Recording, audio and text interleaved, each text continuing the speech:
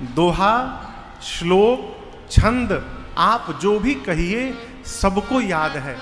पता नहीं है कि मानस जी से हैं। ये मानस जी की प्रामाणिकता है। गोस्वामी तुलसीदास जी ने श्री रामचरितमानस की रचना की और बाबा ने मानस जी में 7 कांडों की रचना की। बालकांड, अयोध्या कांड, अरण्य कांड, किष्किंधा कांड, सुंदर कांड, लंका कांड और 7वें कांड का नाम है उत्तरकांड। मानस जी के इस 7 कांडों में 4 स्थान पर कथा गाई जा रही है। इस विषय को ध्यान से समझिएगा। कई लोग कहते हैं मानस जी की कोई भी चौपाई पढ़ के कहते हैं गोस्वामी जी बोल रहे हैं। गोस्वामी जी नहीं बोल रहे हैं। श्री रामचरितमानस के प्रथम वक्ता हैं पूज्यपाद गोस्वामी तुलसीदास जी महाराज, जो पहले प्रारंभ कर रहे हैं। बाबा ने कहा कि मैं वो कथा सुनाऊंगा जो प्रयाग में याज्ञवल्क्य ऋषि ने भरद्वाज जी को सुनाई। दूसरे वक्ता याज्ञवल्क्य ऋषि भरद्वाज जी से कहते हैं, हे ऋषिवर, मैं आपको वो कथा सुनाऊंगा जो कैलाश में बैठकर भगवान शंकर ने मां भवानी जी को सुनाई। तीसरे वक्ता बाबा, और भगवान शंकर ने मां भवानी से कहा, देवी मैं आपको वो कथा सुनाऊंगा जो नीलगिरी पर्वत पर बैठकर श्री कागभूषुंडी जी महाराज ने गरुण जी महाराज को सुनाई। ये मानस के कागभूषुंडी जी चौथे वक्ता। और इन चारों वक्ताओं ने जो कथा को सुनाई, उस कथा को आज से लेकर आने वाले 9 दिनों तक राजन यहां बैठ के आप लोगों को सुनाने का प्रयास करेगा। और सभी वक्ताओं ने कथा के प्रारंभ में कथा की महिमा गाई।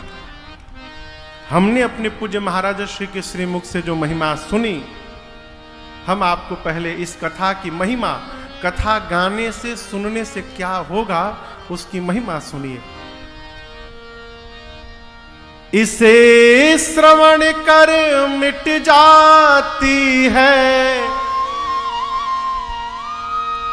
कथा, श्रवण कर मिट जाती 100 जन्म जन्म की व्यथा हो। जय जय राम कथा,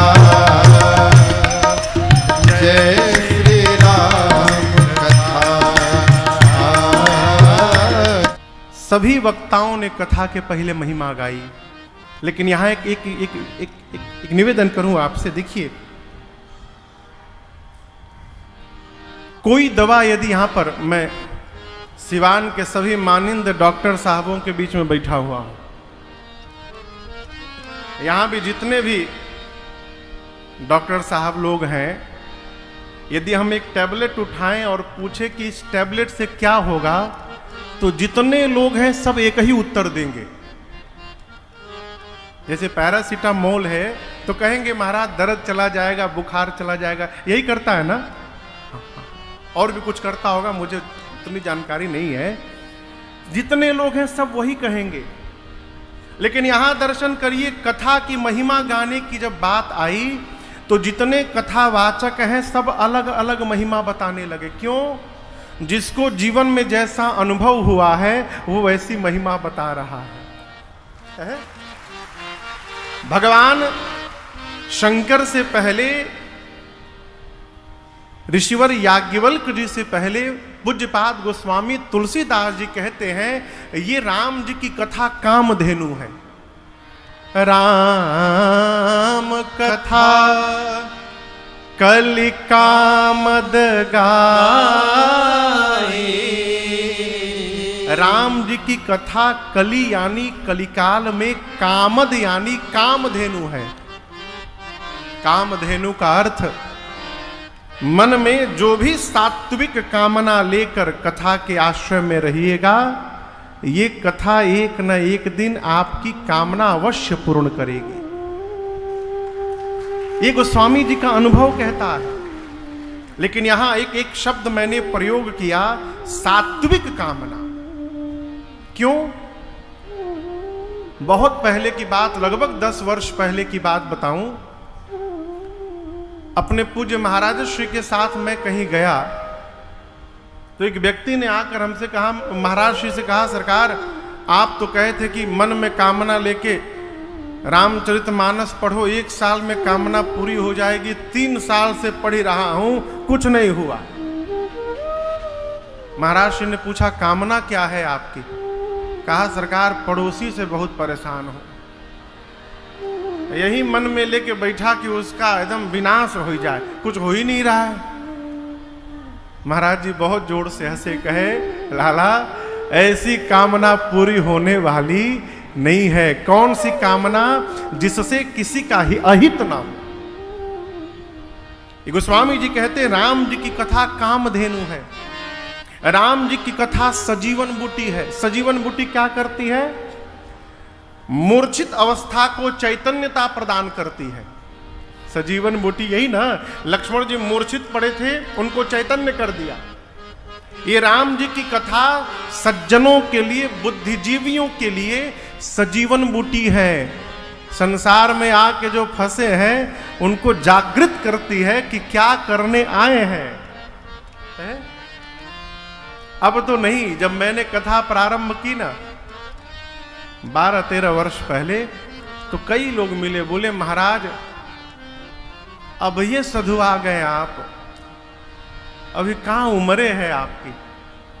एक लोग से हमने पूछा, जब सुनते सुनते बहुत हो गया तो मैंने पूछा, ये बताइए ये सब पढ़ने ओढ़ने का उम्र क्या है? बोले 60 के बाद, 60 में रिटायर्ड हो जाइए उसके बाद। मैंने उनसे पूछा, कोनो गारंटी है का कि 60 तक रहना है यहां पर?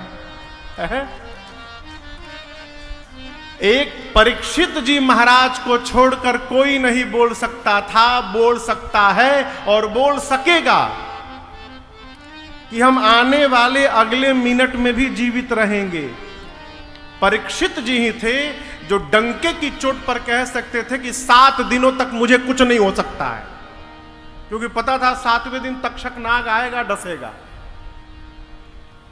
यही सोचने में जीवन निकल जाता है कि आगे करेंगे, आगे करें, कब करेंगे?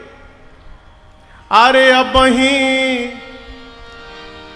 रहियो ना धरैली तबले नियरैली जिंदगी, अब ही रहियो ना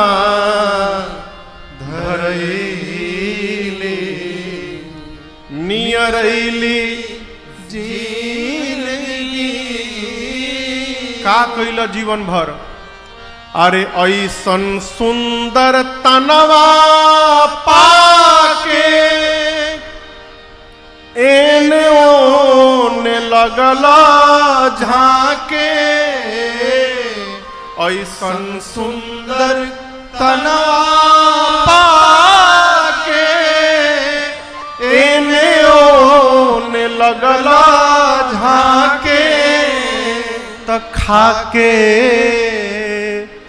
अरे कांच हो करैली, अरे खाके कांच हो करैली, कड़ुवैली जिंदगी, अब ही रहियो ना धरैली नियरैली जिंदगी। गोस्वामी जी कहते हैं, भगवान श्री राम की कथा सजीवन बूटी है, अर्थात जो संसार में मूर्छित होके पड़ा है उसको चैतन्यता प्रदान करती है।